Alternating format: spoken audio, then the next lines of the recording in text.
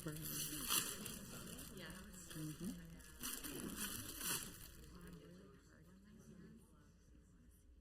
Can you see the gold? Yeah, that's, yeah. That way? This way? And then she got more like this, but she had the metallic.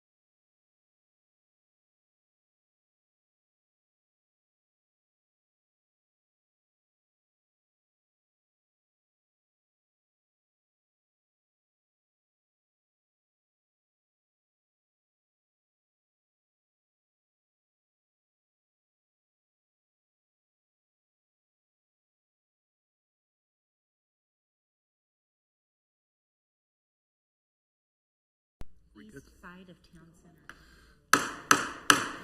Good evening, ladies and gentlemen. Welcome to the regular meeting of the Leawood governing body. The meeting will please come to order and the clerk will please call the roll. Councilmember Phillip. Here. Councilmember Larson. Here. Councilmember Sippel. Here. He is on Zoom. Councilmember Kane. Here. Councilmember Sunkel. Here. Councilmember Guyed. Here. Councilmember Harrison. Here. Councilmember Castor. Here. And Mayor Mark Elkins is present and presiding. Thank you, Stacy. I find that the entirety of the governing body is present either in person or by Zoom, and that we have a quorum and can move forward to the business of the evening. With that, I would invite Ms. Betsy Teal from Troop 792 to the podium to introduce us to the flag. Welcome, Ms. Teal.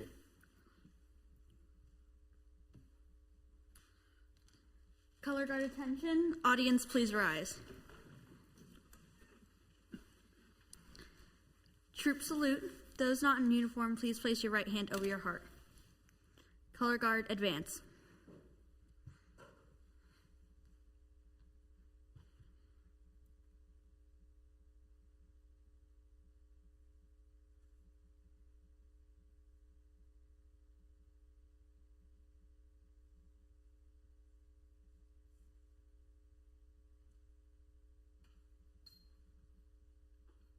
Please join me in the Pledge of Allegiance.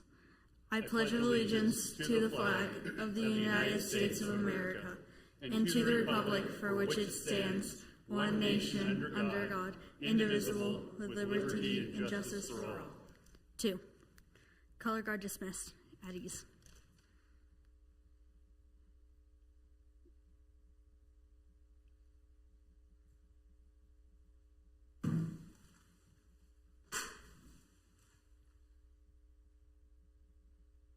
You all may be seated. Ms. Teal, if we could invite you and your color guard to come back to the podium for just a moment, we'd be grateful.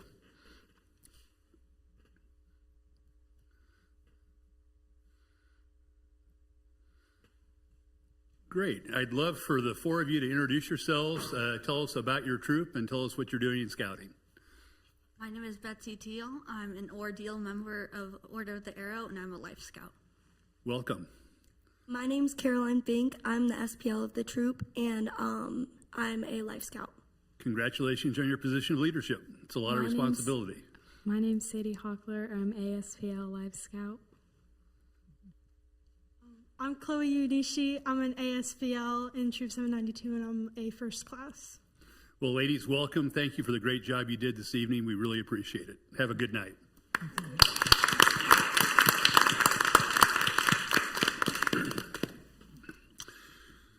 And with that, I would look to the clerk to ask if there are any changes or revisions to the agenda that was published. There are not. If not, is there a motion to approve the agenda? So moved. Thank you, Ms. Fuller. Is there a second? Second. Thank you, Ms. Larson. All those in favor of approving the agenda as it was published, please indicate by saying aye. Aye. Those opposed, same sign. The ayes have it, and the agenda is unanimously approved. Takes us to the portion of the agenda for citizen comments, and there were no citizens that signed in this evening to make general public comments, so we'll move on to the proclamations of the evening. First, we'll recognize Fire Prevention Month, and I'm pleased to issue the following proclamation. Whereas the city of Leawood, Kansas is committed to ensuring the safety and security of all those living in and visiting our city, and whereas home fires killed more than 2,700 people in the United States in 2022, according to the National Fire Protection Association, and fire departments in the United States responded to 360,000 home fires, and whereas roughly 3 out of 5 fire deaths happen in homes with either no smoke alarms or with no working smoke alarms, and whereas Leawood residents should test smoke alarms at least once a month because working smoke alarms cut the risk of dying in reported home fires almost in half, alerting you to danger in the event of fire in which you may have as little as 2 minutes to escape safely. And whereas Leawood residents should install smoke alarms in every sleeping room, outside each separate sleeping area, and on every level of the home that meet any sensory or physical disability needs of any family member. And whereas residents who have planned and practiced a home fire escape plan are more prepared and will therefore be more likely to survive a fire. And whereas Leawood Fire Department personnel are dedicated to reducing the occurrence of home fires and home fire injuries through prevention and protection education. And whereas Leawood residents are responsive to public education measures and are able to take personal steps to increase their safety from the fire, especially in their homes. And whereas the National 2024 Fire Prevention Week theme, smoke alarms, make them work for your TM, or for you, sorry, as trademark, serves as to remind us the importance of having working smoke alarms in the home. And whereas the Leawood Fire Department annually provides fire safety education to thousands of Leawood school children throughout the month of October.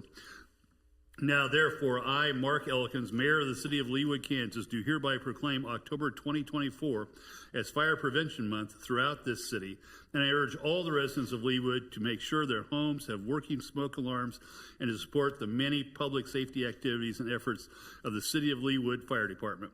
In testimony whereof, I have hereunto accept my hand and cause the seal of the City of Leawood to be affixed this 21st day of October 2024.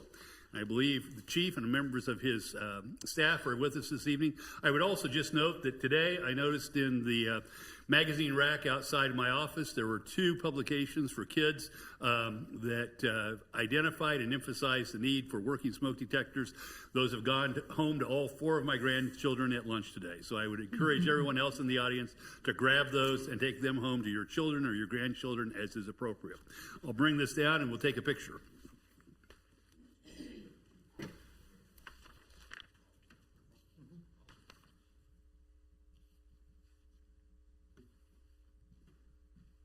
Again, I just want to thank the fire department for all the great work they do. You guys can fight fires. You can here. There we go. Call the geometry. There you go. Here we go. Perfect. 1, 2, 3. Chief, thank you. Thanks, Mayor. Thanks, Captain. Thank you, sir. Thank you for all that you do. Appreciate it. Good to see you. Who gets? You get the Nancy Jones, our most Thank you. senior member at 17 years on the board. 19, I'm sorry, I shorted you 2. Well, again, we're very grateful to you all for the work you do for us and the way you keep us safe in our beds at night. Second, we have a proclamation recognizing Community Planning Month. So whereas change is constant and affects all cities, towns, suburbs, counties, boroughs, townships, rural areas, and other places, and whereas planners can help navigate this change with data-driven insights and expertise that provide better choices for how people work and live, and whereas community planning provides an opportunity for all residents to be meaningfully involved in making choices that determine the future of their community, and whereas the full benefits of planning require public elected and appointed officials who understand, support, and demand excellence in planning and plan implementation. And whereas the month of October is designated as National Community Planning Month throughout the United States of America and its territories, and whereas the American Planning Association endorses National Community Planning Month as an opportunity to highlight how planning is essential to every community and how planners are uniquely positioned to identify solutions to communities' most difficult housing, transportation, and land use questions.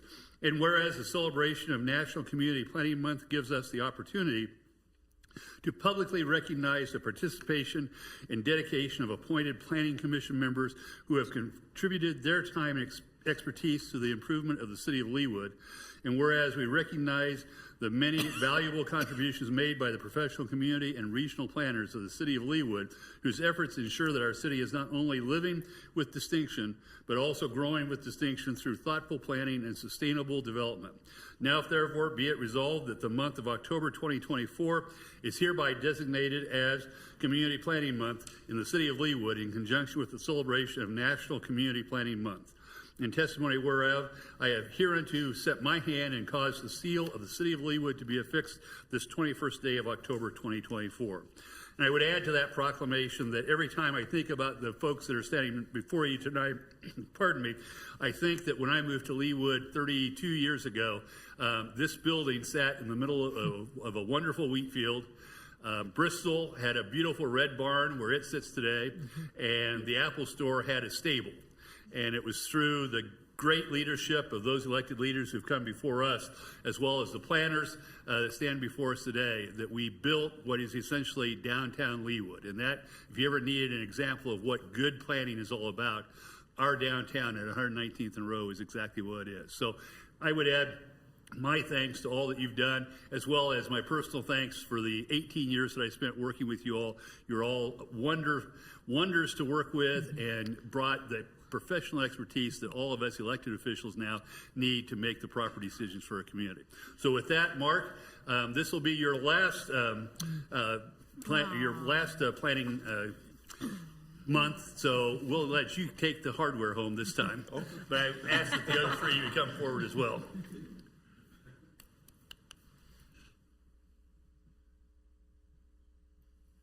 None of this happens by accident. No, It's all about planning. that's right. All right, we never took pictures of the day when I was on the planning commission, so I don't know how to do this. All right. Thank you, Mark. Thank you for all your service.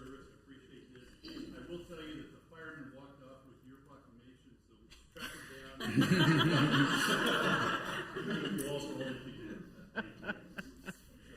sneaky that way.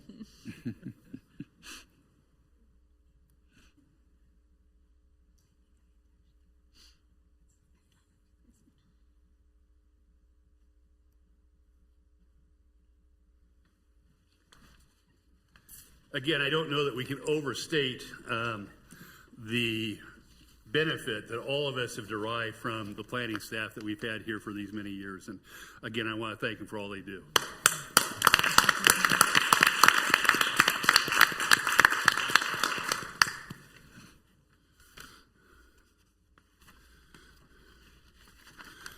And perfect segue here. This brings us to item number 7, special business, which is the opportunity to approve the city administrator's recommendation of the appointment of Julie Hurley as our new director of planning, effective December 2nd, 2024, as Mark Klein continues into retirement. Ms. Stoddard, do you wish to be heard? I do, Mayor. Thank you. Good evening. I do recommend the appointment of Julie Hurley in the position of Planning Director. She is currently the Director of Planning and Community Development with the City of Leavenworth, Kansas. She has over 20 years of experience in the planning profession, working for the City of Leavenworth and the cities of Overland Park and Olathe, as well as working as a community planner in the private sector. She holds a master's in urban planning from the University of Kansas and is a certified planner through the American Institute of Certified Planning.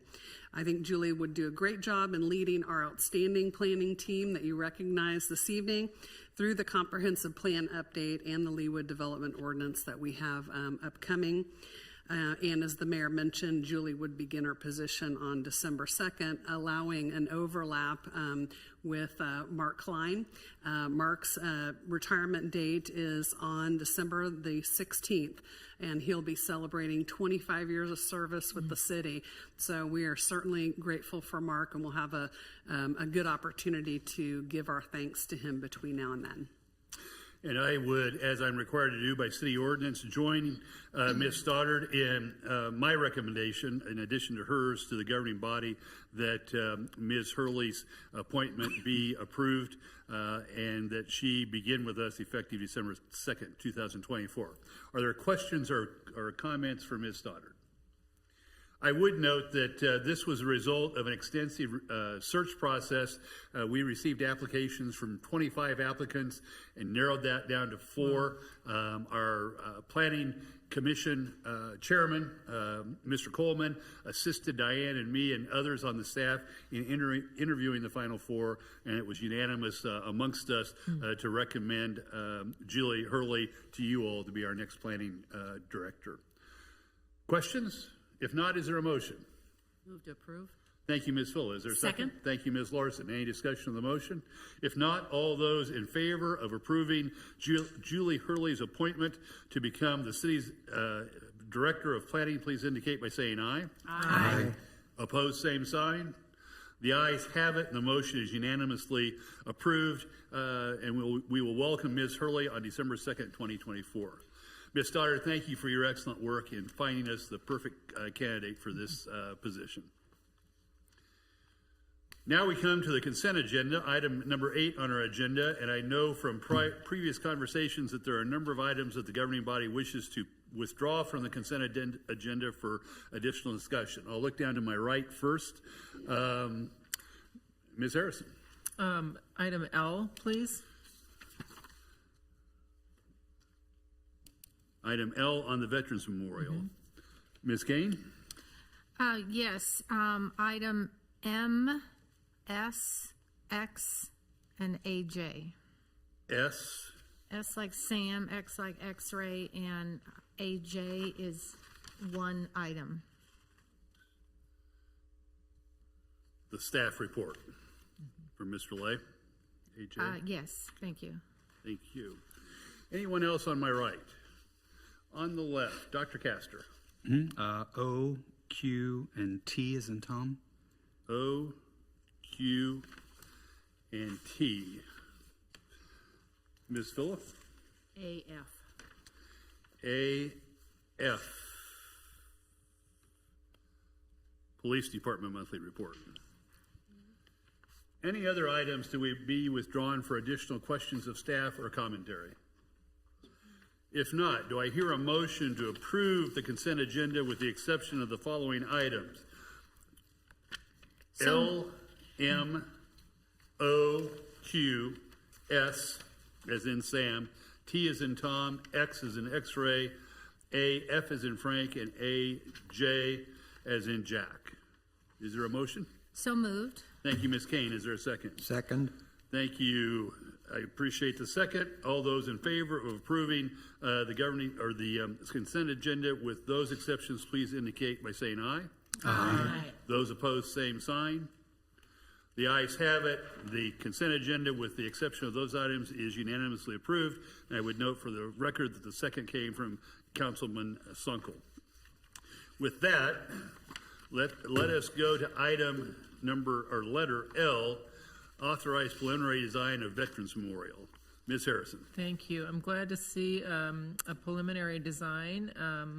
Since we approved this a couple of months ago, I was wondering if there's any guesstimations on a cost now that we have a design. Should I state my name first? Yes. Okay, so I'm Melissa Duggan. I'm the Cultural Arts Supervisor.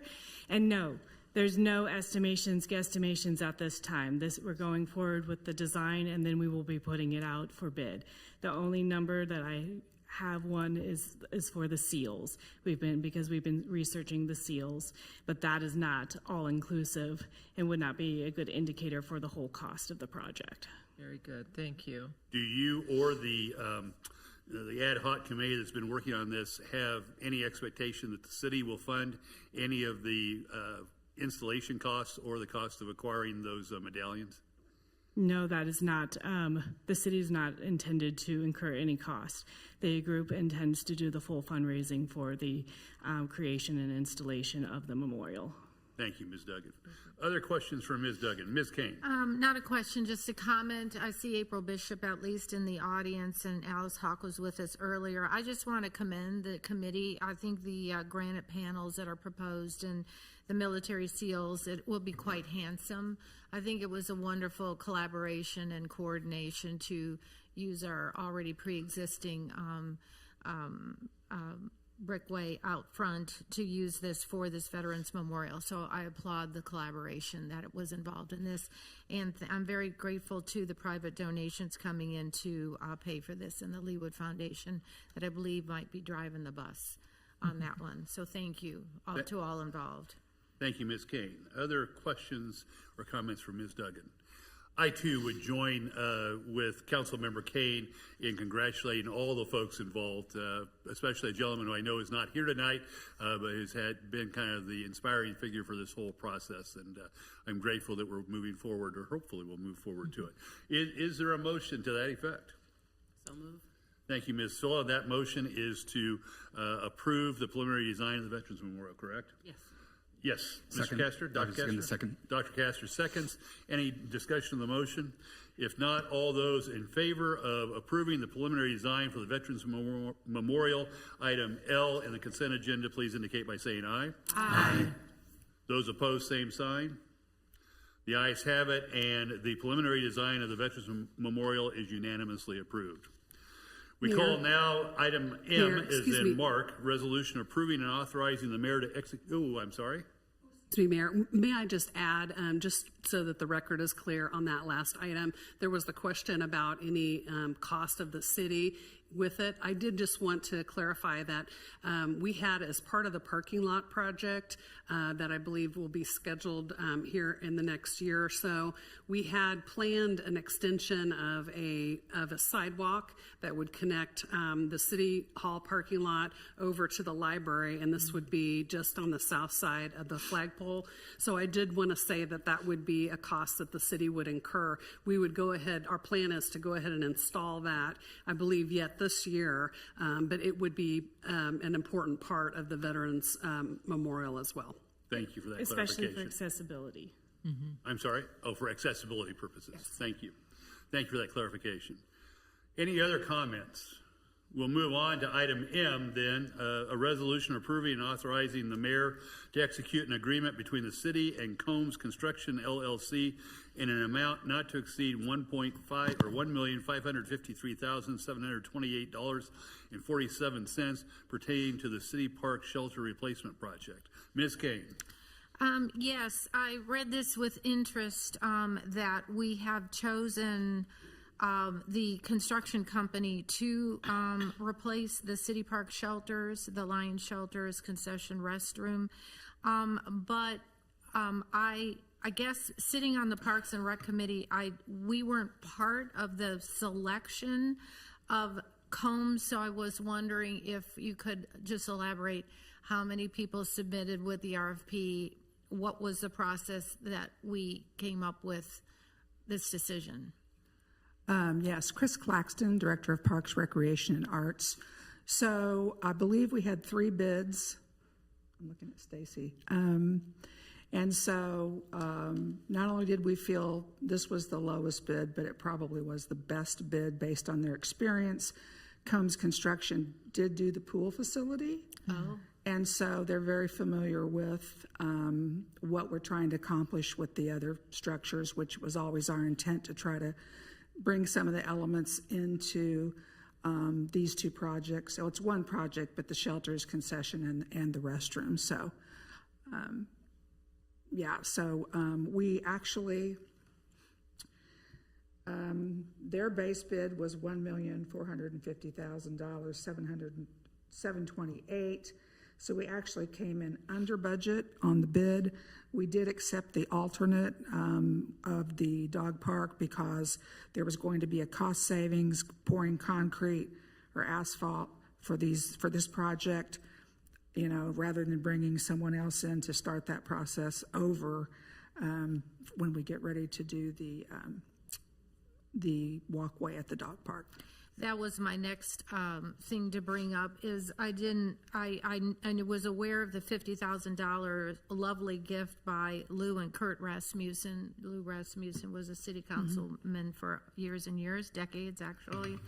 But I was not aware of the decision to go ahead and finish the loop.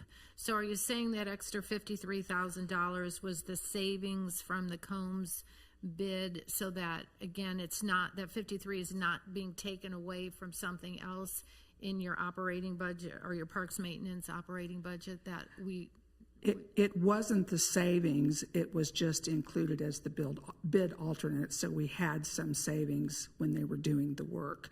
We do have money in our operating budget to address trails. We recently just did a rehab of the trail west of the creek from College up to Mission, and we were fortunate to have it's an asphalt trail, so back there we're going to use concrete, but Public Works helped us with that, and so they were able to do it for $20,000 as opposed to $60,000, so we were able to save $40,000 on that project. So I know that there's a rather lengthy list of projects on Parks and Rec. So in your professional opinion, that was the best way to move forward. It's not taking away from something that was higher up on the pecking order, if you will. No, I don't believe it is. I mean, when Brian Anderson was here, we had an estimate of around $100,000. So that was before we got the donations, so so we're just about $3,000 over that on the alternate, but I think it's still something that we can accomplish. We did shorten the route a little bit too, which also saved us some money. And we were happy with Combs, and they came in on budget and on time with the with the pool house project.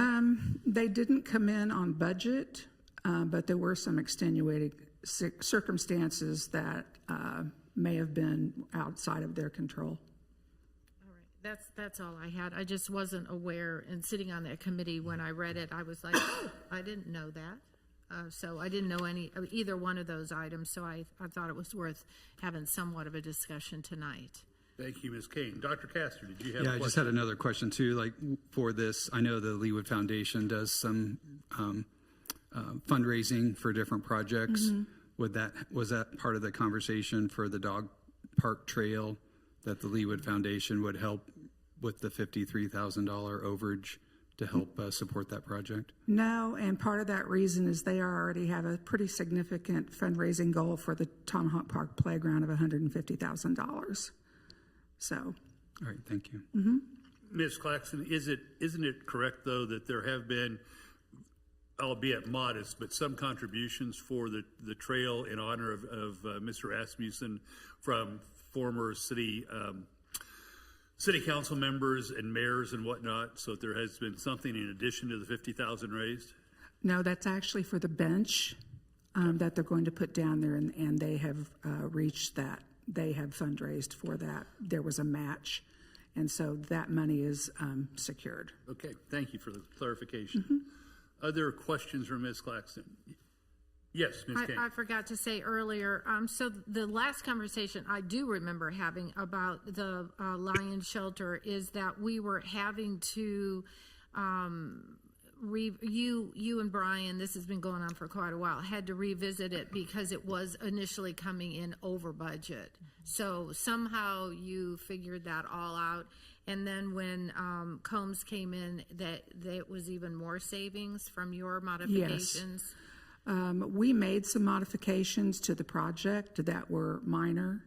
So to bring it into budget, we were not able to do a roof line that was a little bit more really just aesthetic. It didn't really have anything to do with functionality on that east shelter.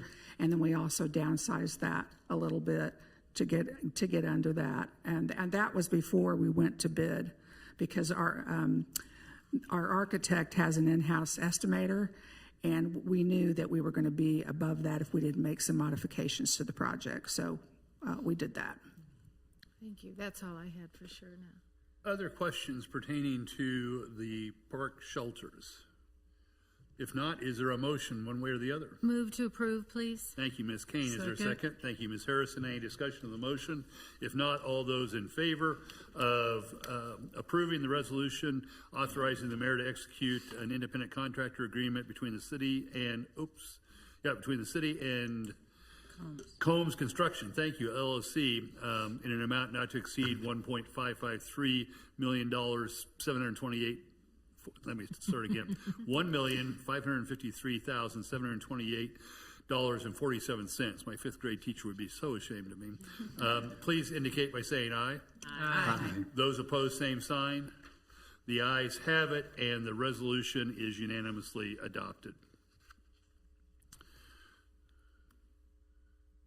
We now come to item O, a resolution approving and authorizing the mayor to execute an independent contractor agreement between the city and Alpine Towers International, Inc. in an amount not to exceed $20,184.55 pertaining to staff training and replacement and maintenance of the cargo net on the Caribbean course. I believe this was Dr. Castor? Yeah, I just had a question for Chris. So, we're going through a strategic planning process right now at the council level, trying to figure out what services the city provides that are necessary and ones that are nice to have. And I just had some questions regarding the use of this facility, how often it was being used. Again, just trying to figure out if it was something that we wanted to continue to offer that service moving forward. Yes, so part of the struggle that we had was it's not been operational for 3 years because of the cargo net, just this element. And the reason for that is because we had to go through the budget process to get the decision package approved. The decision package was approved at $35,000, but it came in at $20,000. So it did come in $15,000 less. During that time, the other elements that are out there, we had some staff shortages and we had some staff transitioning. And so I know that we had, I want to say 43 inquiries about the different elements of the course. We get a lot of corporate groups that come. One of the other challenges that we had this past year was, besides the cargo net, The cabins are typically used a lot by scouts, and because the cabins were not functioning because of the problem with the restroom bathhouse, we didn't see as many scouts. So so they were out of service. The other thing, when we built that facility, one of the reasons we put that challenge course over where it is because there's no nighttime activity, and we have homes there. So I know that they've already gotten inquiries about for next year. Now that we will have the restrooms open, we will have the cabins open in some manner. I'm not sure what that is now, but we're still waiting on some bids. But I do think we were also able to combine some seasonal positions so that we could hire someone who's very experienced in this. And so we're all fully staffed now, and they're very confident that they're going to get the attention that they need. The very first course in the Kansas City area was actually at William Jewell, and they have since shut their course down. So, we do get a lot of inquiries from people that, we actually had on the wall, I think last Saturday, we had 14 people sign up. So that was a huge improvement. And also, I think just the great job that our communication team is doing is helping. I can say in Parks and Rec is helping all of our programs. So. All right. Well, thank you Does for that. that answer your question? Yeah, thank you very much. And again, Mr. Mayor, I would just, in my mind, until we're done with the strategic planning process, my recommendation would be that we table this or postpone it till after we're done with the strategic planning process. But that's my one vote would be to recommend that. Thank you, Dr. Castor. Other questions from Ms. Claxton? Ms. Kane? Yes. Well, piggybacking on what Dr. Castor just said, what's the lead time on ordering this kind of thing? We're heading into winter. It's not going to be used anyway. So if we were indeed, if he was going to make a motion and it passed to table it, is that going to delay us come spring if we? No, we surprisingly, the course is open all year round. And if people want, we don't do it like the cabins where we say this is the season. Right. And we have rented in January and February before. The climbing walls? Yeah. Well, the wall's a little different, but this piece, the only way you can get to the structure is with this net. Right. So once you get up through the net, you're able to access this particular structure. I must say it's way fun. If you've never done it, it's a whole lot of fun. It's been a long time since I've been on it, obviously, me and everybody else.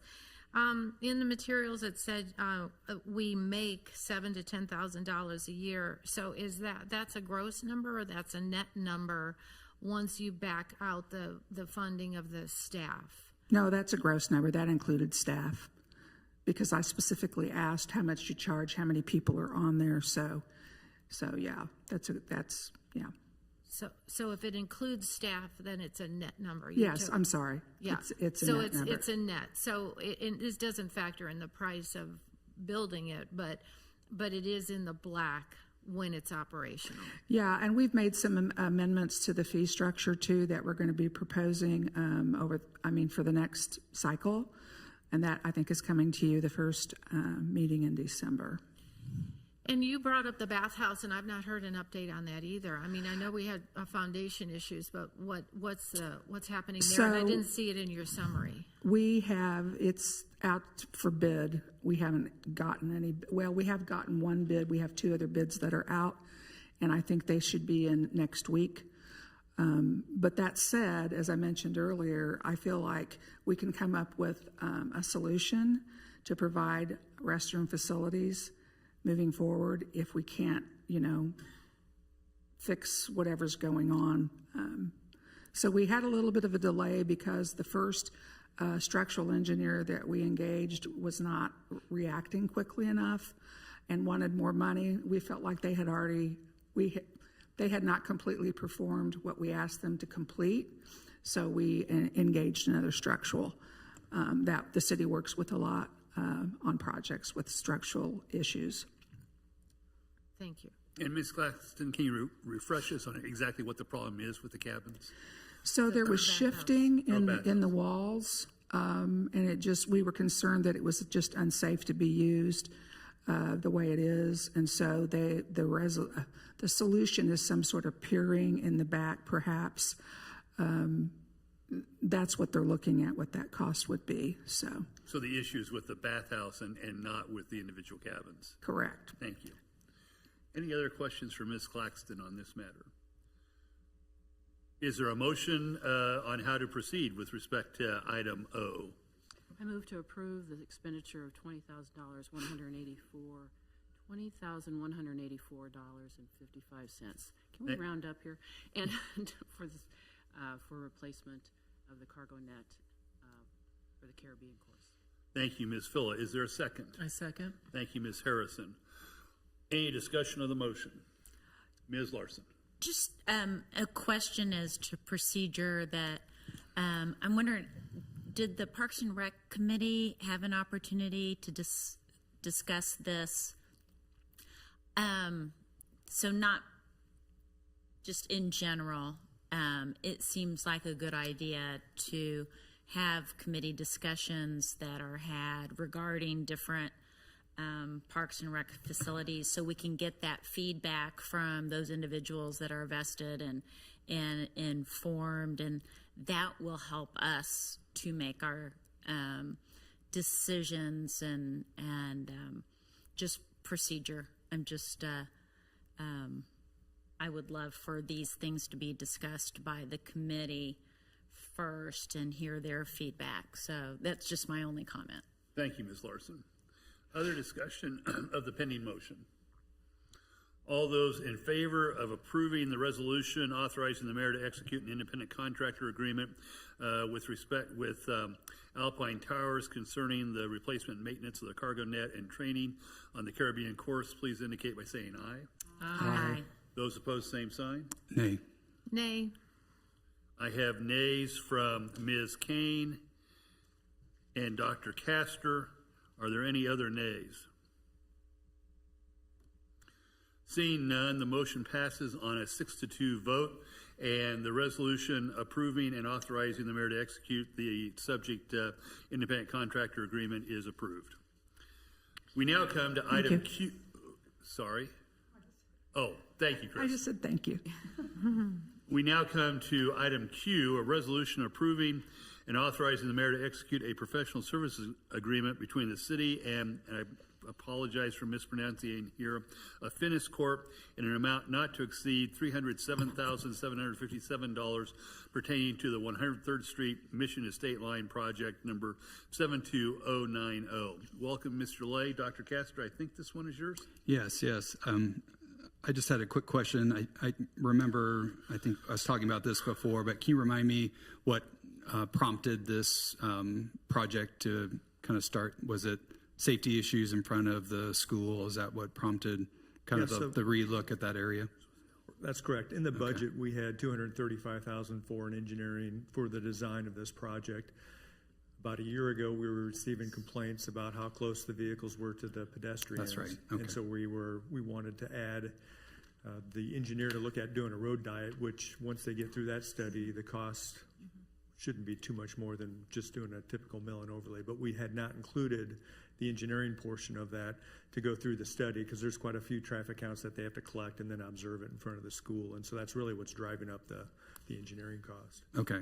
Because I noticed it was about 30% more than what the budget was, and that you think it's because of all the extra things that we had to add on since the budget was initially approved? That's correct. So the scope and fee, when it's broken out, it's right around $65,000 to do the study, to collect the data, and then also there's one property they're concerned about as far as how much it's going to take in order to be able to get the easements and draw, because we think we may have to add a right turn lane near Brookwood. Okay. So it's going to impact some private property, and so they were concerned about that. So we do only pay on the hours that they work. So we do, every month we review their billings to make sure we're not, this isn't just a lump sum cost. So it's paid by hour. Okay, great. That's all I had. Thank you. Thank you, Dr. Castor. Other questions for Mr. Lay? No, not so much for Mr. Lay, but just as background that I can't remember whether our new council members were here to hear from the residents that live in that area and the close calls that the kids were having and the safety concerns, which prompted a lot of this. So just for that background. Thank you, Ms. Larson. Other questions or comments? If not, do I hear a motion? I'm just going to make one more comment. Oh, yes, Ms. Phillip. It was great to give you the background. While we were actually talking about this in the stormwater meeting, one of the committee members actually had a daughter who fell off the curb because the school sidewalk is right there where cars are going around. It's supposed to be 35 and they're probably going 42. So luckily no one was coming then, or the car coming saw it and stepped back. But that's why this possibility of narrowing it and moving the sidewalk away from that moving traffic by putting a bike lane in the middle could be very valuable. It's been an ongoing problem back before we even built the wall, so the kids can stand behind the wall before they go across the crosswalk. Because, there's nothing like having a pile of kids jostling each other on, waiting for the guard. So anyway, this is really a good response to the concerns. Thank you, Ms. Move to approve. Thank you, Dr. Castor. Thank you, Ms. Larson. Any additional discussion of the motion? All those in favor of authorizing the mayor to execute a professional services agreement with Affinis Corporation in an amount not to exceed $307,757, please indicate by saying aye. Aye. Those opposed, same sign. The ayes have it, and the resolution is unanimously approved. I now have letter S, resolution approving and authorizing the mayor to execute a SS4A grant agreement between the city and the U.S. Department of Transportation for funding in an amount not to exceed $452,000. Ms. Kane. Yes, this is just a gold star, David.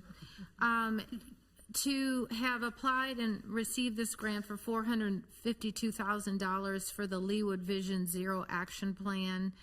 We're creating a comprehensive safety action plan that identifies the city's most significant roadway safety concerns and develops strategies to address them. So thank you for all that you do. I know this is just one of many grants that you have secured and saved us hundreds of thousands of dollars, and $452,000 is a lot of money. So I just wanted to say kudos to you and thank you for all your efforts with this. Thank you, Ms. Kane. Mr. Lay, I do have one question. I've been cautioned by others in the business that I know that dealing with the Department of Transportation, oftentimes their grants include requirements that, to be polite, very loosely relate to streets. Are you comfortable that there isn't anything hidden in the small print that would cause us to regret having accepted this grant? No, this is actually, a lot of cities have been doing this. In order to start getting federal grants to make some of these improvements, we have to go through this first step. And it's actually going to be very beneficial being able to update all our traffic, like our traffic calming policy, which is over 20 years old, and just to be able to go through all our older policies and get those updated. They're going to collect traffic information throughout the entire city. So it's something that we would have been trying to do on our own, but we never would have been able to do all of it just with our in-house staff. And so all we have to do is make sure we follow the federal requirements on when we select a consultant. Of course, it's not based off the fee that they're going to, it's based off of their qualifications. And so that's what we'll have to make sure we follow through when we hire the consultant. So there are no, as far as you know anyway, there are no substantive requirements that DOT attaches to this particular version of grant, this No. SS4A. Correct. Okay. Thank you. Is there a motion? Move to approve. Thank you, Ms. Kane. Second. Thank you, Ms. Fulla. Any discussion of the pending motion? All those in favor of authorizing the mayor to execute the SS4A grant agreement with the U.S. Department of Transportation, please indicate by saying aye. Aye. Those opposed, same sign. The ayes have it unanimously, and the resolution authorizing the mayor to execute the SS4A grant is approved.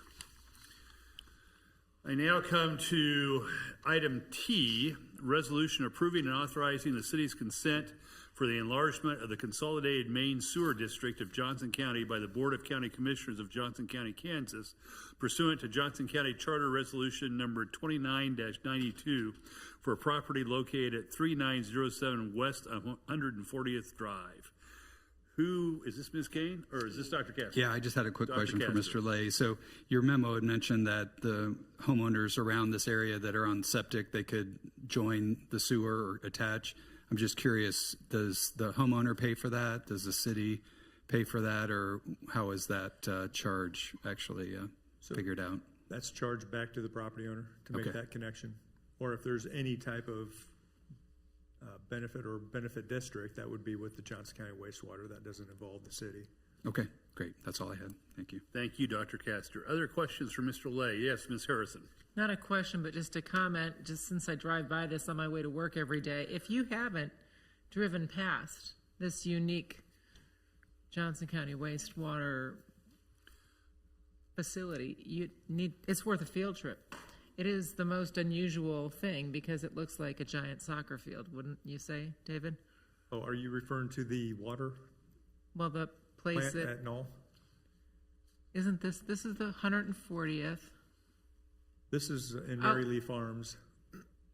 This is what? In Mary Lee Farms, it's a residential subdivision. Oh, this is, okay. I guess when I saw Main Sewer District of Johnson County and I saw 140th, my brain went to the place on Knoll, but that's not, I mean, they're close. I think that's Okay. water one. I think that's water drinkable water, not Yeah. All right, that's sorry, water. my brain got these mixed up. That's- Still, you should go to the Water One thing at 140th and Knoll because it looks, they've hidden it all. It's all underground. It's bizarre. It's pretty amazing. because we made them. We made them. That's We right. don't often get to make them do that. So anyway, sorry to have confused these in my head. No Thank worries you. at all. It's easy to do. David, are they? Sorry. Yes, Ms. Kane. Yeah, it's the homeowner's responsibility. It's many tens of thousands of dollars. Last I heard, it was like $32,000 to tie in to go from septic to tie into the main sewer. Now, I don't know the cost, but the It's- sanitary sewer does run by this property, so I believe all they need to do is install a service line to connect to it, but then there's connection fees. So are they requiring that? I mean, sometimes when homes get within a certain distance from the main line, then they're required to tie in and eliminate their septic. Is that what's happening here? Is this person choosing to go from septic to tie in? I believe it's someone choosing to go from septic Yeah. to tie it in. So lots of times, there's quite a few homes in Leawood actually that are on septic. Lots and of so them, as long as that septic system is running, it's cheaper to stay on that Yeah. than it is to make the transition into Johnson County wastewater if there's a line nearby. Yeah. Thank you, Ms. Kane. Yes, Ms. Phillip. A question of curiosity. Is that kind of why acre lots kind of became popular? Because that's about the space you need to maintain a septic? I don't know. That could be. I think that has something. My daughter is in a township, and they're kind of like all on an acre, and it is really expensive to tie in when it's not there. Yeah.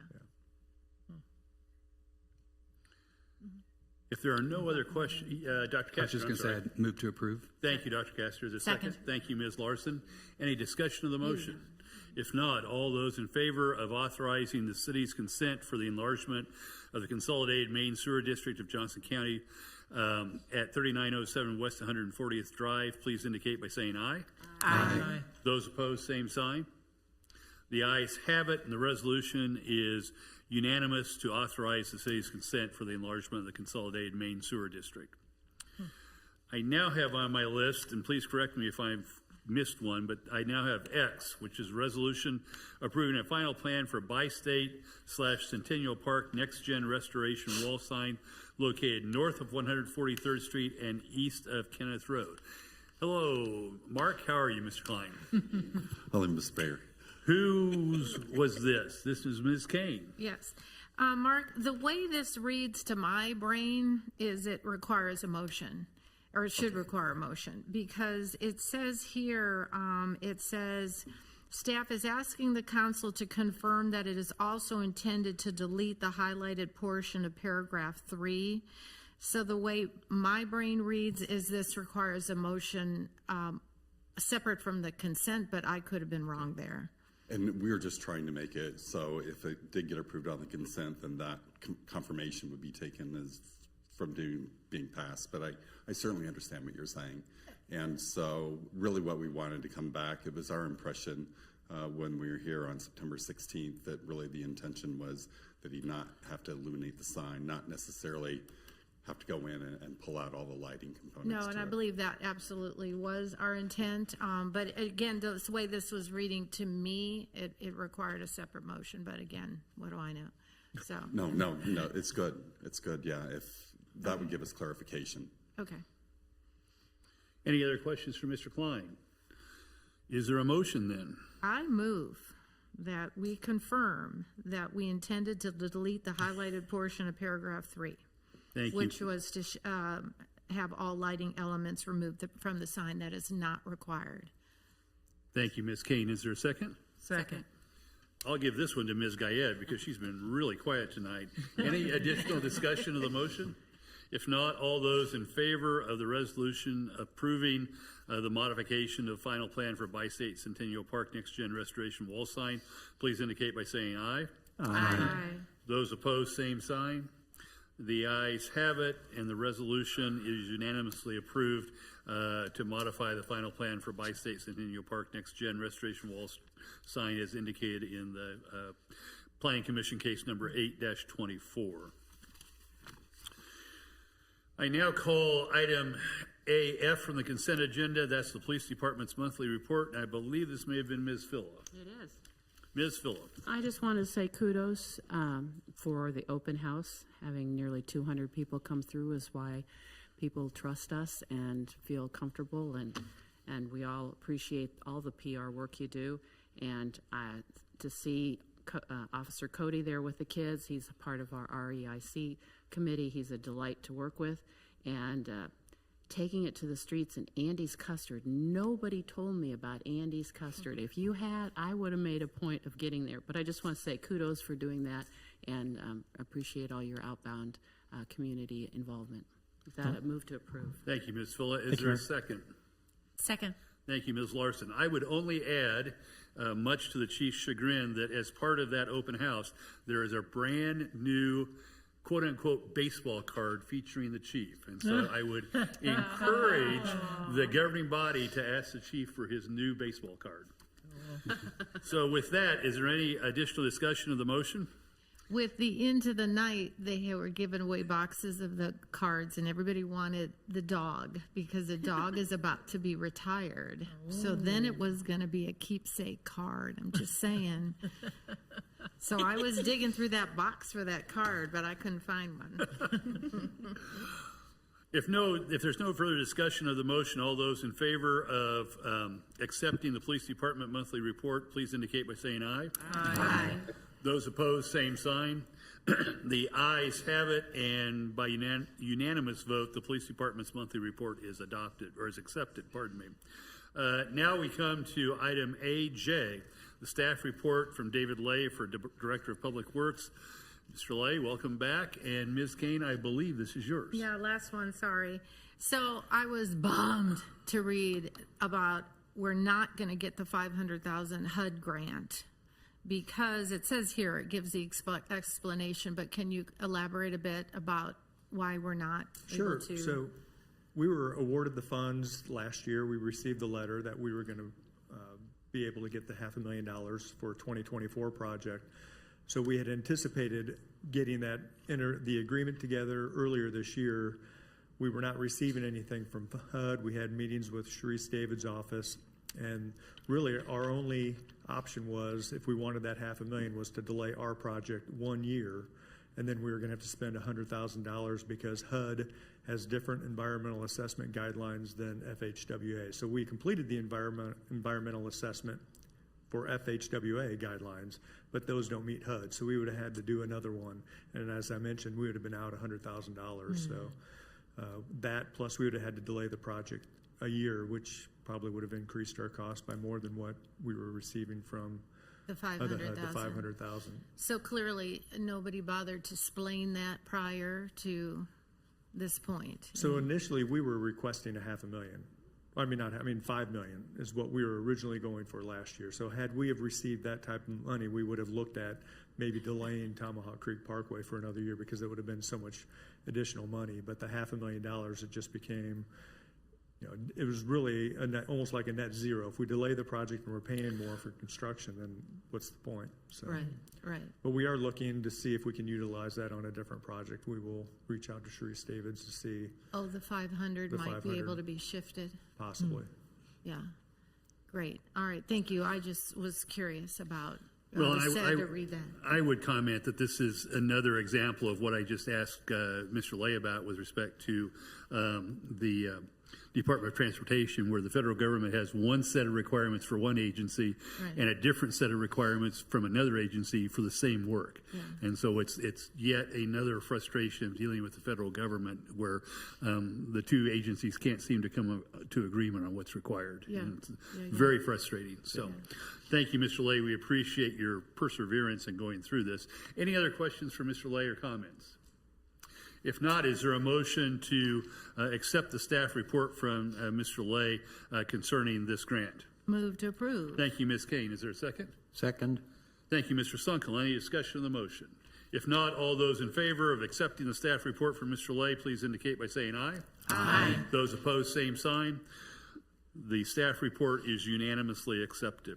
Brings us to the mayor's report, and my great apologies to the group. I managed to walk off without my report today. I will bring it up to date at our next meeting, but I will note, somewhat with a red face, that in addition to the red face I have for not having a report tonight, is that last weekend I attended the Kansas League of Municipalities annual meeting in Wichita, Kansas. Unfortunately, Councilman Sunkel was unable to join me, or elsewise he may have been able to protect me from myself. But somehow, in the middle of all that, I became elected to the board of directors for the Kansas Association of Mayors. So I represent the northeast part of the state in the Mayors Association. I was assured that that would not be a heavy lift, but we shall see what we shall see now that I've been elected. So our brand new baby mayor is now in charge of the whole Northeast. Exactly. Whoa! So there have been a number of other items which, given everything that's happened today in our work session, have just completely left my mind, and I apologize for that. I'll bring you all up to date on those other items at our next meeting. Wow. Council member reports. Yes, Ms. Larson. Just briefly, we had an EDC meeting that Julie Kane and I attended along with Mayor Elkins, and the purpose of the meeting was to have a roundtable discussion on the LDO and just to receive input from the developers and the business community with their ideas and suggestions for the LDO. And then the Iron Horse Ad Hoc Committee to look at 5-year capital improvement project costs has met for the first time, and we have begun our work on that. Thank you. We're grateful that you're taking that work on. I would also note that it was very interesting. In the EDC meeting, we got a number of good comments, but interestingly, there were more people from the city there than there were from either the business community or the development community. And as a result, the CEO of the Chamber of Commerce is going to convene another EDC meeting and encourage other members of the Chamber and the EDC to attend and provide us with some additional input. So, but we'll look forward to that. We will look forward to that. City Administrator's report. Ms. Stoddard, in addition to a brand new Director of Planning, what do you have for us this evening? I have 2 items for you this evening, Mayor and members of the City Council. The first item is accepting the Leawood Racial Equity in Communities Executive Summary. So prepared for you by Stephen Powell is a report about the Leawood's participation in the United Community Services of Johnson County's Racial Equity in Communities, or REIC, training program. The REIC aimed to support implementation of culturally responsive system change in Johnson County with cities that wanted to move beyond a symbolic awareness of racial equity towards substantive analysis, action, and accountability.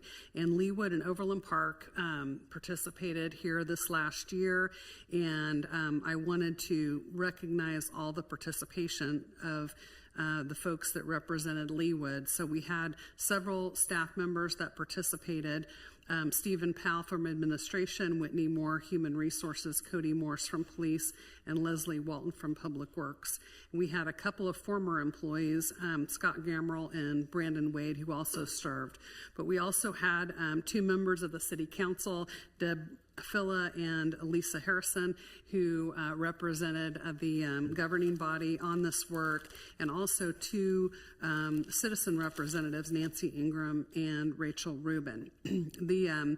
This group I really want to thank because it's an extraordinary commitment of time and training, not only with the REIC group in the official training through UCS with Overland Park, but then also a number of meetings that was held after that to talk a little bit about Leawood. And so in this report, they are suggesting a couple of focus areas, which would be attracting racially diverse applicants for city jobs, improving representation of people of color on Leawood boards and committees, developing programming and events that highlight racial diversity, improving Leawood's marketing materials to be more diverse, and ensuring that racial equity is part of the Leawood strategic plan. And I'd certainly invite if Councilwoman Harrison or Councilwoman Phila would like to make any additional comments about the REIC summary, as they're the ones that put the work in with the others. Ms. Phila. I would just thank the mayor, Dunn, and the council for signing us up to participate in this program with Johnson County. It was educational. I appreciated all that I learned. It was a great team to work with. They were big issues to be discussed, and yet we managed to create 5 actionable items. So applaud that, because sometimes one can get lost in the big picture and never get down to earth again. But a great citizen, as well as the staff input. It was a shame to lose Scott and Brandon, but the rest of the group was here and still committed to working through it, and had unanimous consensus. So it was a good group, and they fed us well. And I think there was 30 hours of training before we even did the side meeting. So there was a lot of stuffing fluff in one's ear. With that, I'll let Lisa share. Thank you, Ms. Fuller. Ms. Harrison. Thank you. I would say that, and I'm sorry he's not here to hear this, but Stephen Powell absolutely deserves a couple of extra gold stars for the extra hours. He has put in more work than any of the rest of us, in that he has watched all the videos they send us and read the supplemental articles that were optional, and he has also been our team leader in terms of organizing our team meetings that have taken place in the months since the training ended, and he has taken all of that information and he's run those meetings, organized those meetings, run those meetings, and then he's taken the information afterwards and put it into a digestible couple of nuggets, and really is very much responsible for the executive summary. So I'm sorry he's not here, but put that in his permanent file if you would. Diane, that's all I got. Thank you, Ms. Harrison. Again, I would add my thanks to Mr. Powell, Ms. Fuller, and Ms. Harrison for the work that they did on behalf of the governing body in contributing to the final report from the REIC committee. Ms. Stoddard, I believe you had a second item you wish to discuss with us? Yes, Mayor. The next item is just an update of the 2023 governing body goals and objectives. It's our quarterly update of these goals, and I don't have anything particular to highlight with this, but we'd be happy to answer any questions that you all may have. And I would probably note this will likely be one of the last reports with this, as you're looking to adopt a new strategic plan that would then be kind of our focus area moving forward. Thank you, Ms. Stoddard. Questions or comments from Ms. Stoddard on the report relative to the goals and objectives that the governing body adopted before the current governing body came into office. I don't think we need a motion. I guess do we need motions? I've lost track of the day. It's 8:35. Did we get a motion for A? It might be helpful to do a motion for the adopting the or accepting the Leawood Racial Equity and Communities Executive Summary, Mayor. I don't think there needs to be a motion with regard to the goal update. Thank you, Ms. Stoddard. Is there a motion to accept the Leawood Racial Equity and Communities Executive Summary? So moved. Thank you, Ms. Larson. Is there a second? Second. Thank you, Ms. Gayed. Any discussion of the motion? If not, all those in favor of accepting the Leawood Racial Equity and Communities Executive Summary, please indicate by saying aye. Aye. Those opposed, same sign. The ayes have it, and the governing body unanimously accepts the Leawood Racial Equity and Communities Executive Summary. And I will take my guidance from Ms. Stoddard without a need for formal action by the governing body on item B, which takes us to committee recommendations. With that, the governing body calls Planning Commission case number 86-24, a resolution approving a revised final plat for East Village Villas, replat of Lot 36 East Village, first plat, located south of 133rd Street and east of High Drive. Mr. Klein, there are a lot of words there. Can you explain to us exactly what you're asking us to approve? Hopefully this will be fairly straightforward. Let me pull this up real quick.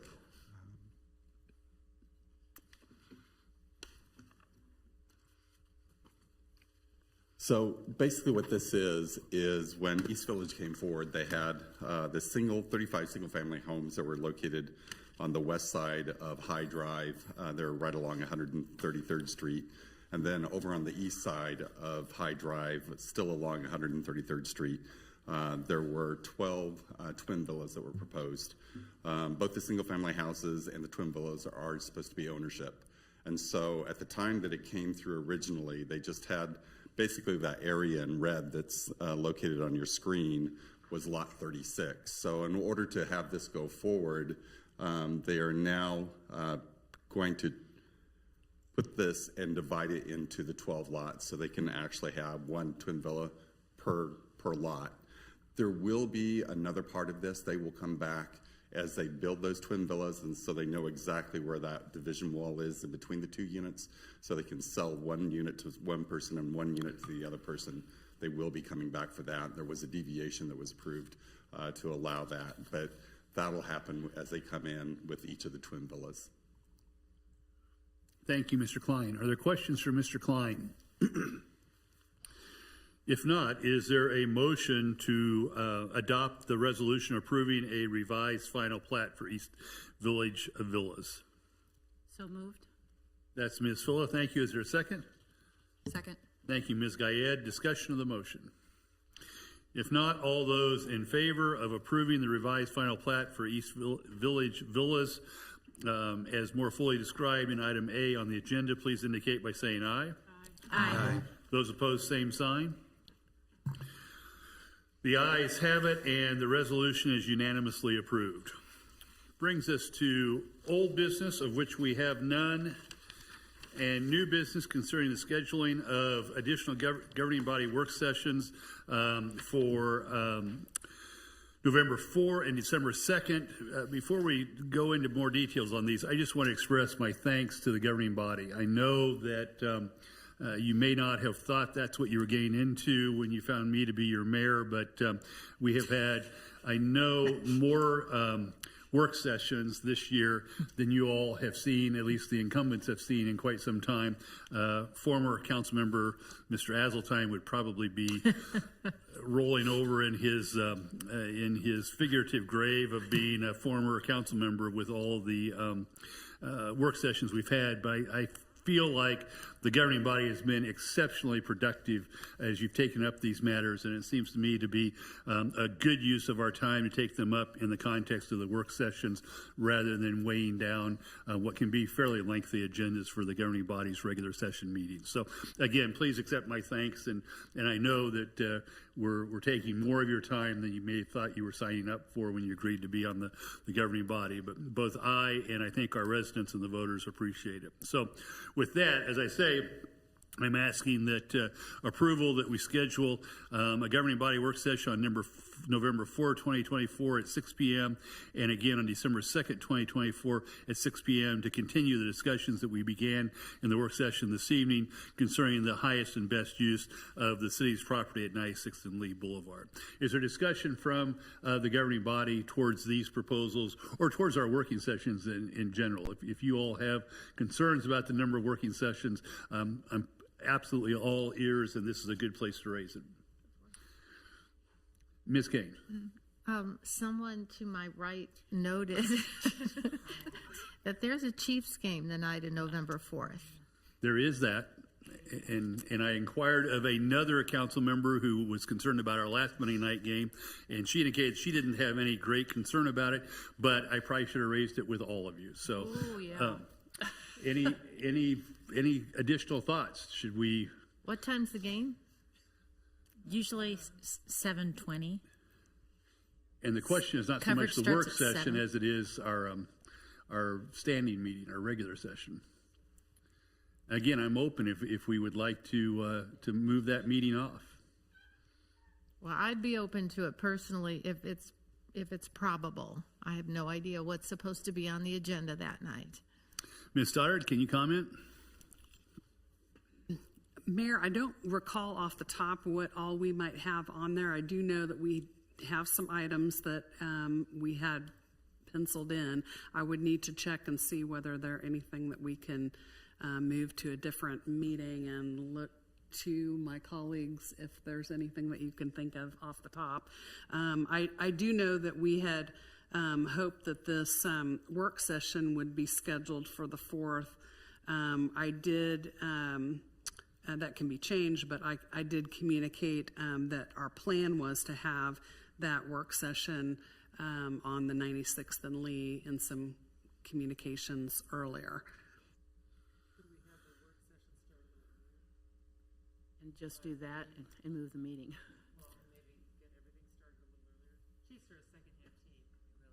No. Start the work session at 5:30. Yes. The meeting at 7 and wrap it up. I think Patrick and Travis are out in the hallway. They might approve of it too. Thoughts from others? That's certainly a possibility. I can be very expedient with that schedule. Okay. Dr. All right. Pastor? Is there a motion then? I move that we we schedule our work session on Monday the 24th to start at 5:30 p.m. and to continue, and then have our regular scheduled meeting at 7 p.m. with the request that staff being most expeditious in the agenda that's put forward, and that we all know how to record a game. Or expeditiously find out we can cancel the city council meeting. Yes. So expeditious that we cancel. And Ms. Bennett, do you have issues with us changing the start times in this fashion? It's not that I don't like baseball, because I do. No. Or football. It would be football. Baseball, that's football. Long gone for us. Football, you said. Yes. Yeah. We just want to do a special call. I would, just because our regular meetings are set at 6 and 7:30, we'll just do a special call for each of those. And I can do that special call. So we'll modify the motion asking the mayor to make a special call for the standing meeting to begin at 7 p.m. That was Ms. Kane, I believe. Is that right? Made that motion? I did. Oh, that was Ms. Phillip. I'm sorry. Ms. Kane, do you have a second? I do. Okay, thank you. Any discussion of the motion concerning the November 4th governing body work session and regular session meetings? If not, all those in favor, please indicate by saying aye. Aye. Opposed, same sign. The ayes have it, and we'll proceed on a unanimous fashion as indicated by that motion. And then that does take us to the governing body work session on Monday, December 2nd, 2024 at 6 p.m. Move to approve. Thank you, Ms. Fuller. Is there a second? Second. Thank you, Ms. Larson. Any discussion on the motion? All those in favor, please indicate by saying aye. Aye. Those opposed, same sign. The ayes have it unanimously to schedule a governing body work session on Monday, December 2nd, 2024 at 6 p.m. Again, thank you all for the lengthy evening this evening. We started early. I think we got a much better picture of what the property is at 96th and Lee, and thanks to all the great work that Ms. Stromberg did with respect to researching the history of this thing. It's really a unique document that she's put together. So Stacy, thank you very much. It's very helpful. It is a long read, but it's an interesting and it's a good read. So is there any other business to come before the governing body this evening?